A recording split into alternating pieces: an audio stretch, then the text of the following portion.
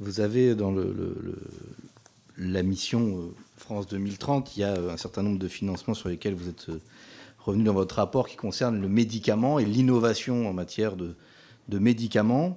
Ce qu'on constate aujourd'hui, c'est que au-delà des questions d'innovation, on a des pénuries de médicaments et pas sur des médicaments forcément très avancés ou très à la pointe de l'innovation technologique, mais sur des choses très courantes et même très maîtrisées. Alors c'est une des questions, comment France 2030 n'est pas seulement une pointe avancée d'innovation, de start-up ou d'entreprises particulières, mais bien un outil d'industrie, de souveraineté française, et notamment sur cette question du médicament, parce que entre la dernière trouvaille technologique ou médicamenteuse et la satisfaction des besoins courants, il y a peut-être des priorités budgétaires à faire, et comment on peut, selon vous, y répondre? Monsieur le rapporteur, pour répondre à ces 4 interventions.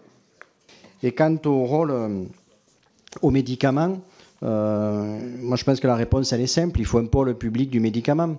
Il faut un pôle public du médicament qui permettrait de faire sortir le pays de la dépendance dans laquelle nous sommes actuellement à d'autres pays pour les médicaments, en mettant ces médicaments à prix coûtant également, puisqu'on sait que certains industriels du médicament, excusez-moi du terme, mais se graissent. Et ça répond également en partie à un impensé du plan France 2030 qui est celui de l'accès aux soins au quotidien pour tous les concitoyens, puisque c'est lié également à ça. Et on voit qu'il y a des pays qui sont loin d'être des pays des bolcheviques ou je ne sais quoi. On prend par exemple les Pays-Bas. Eux, ils ont opté pour ce système-là pour alimenter les pharmacies hospitalières.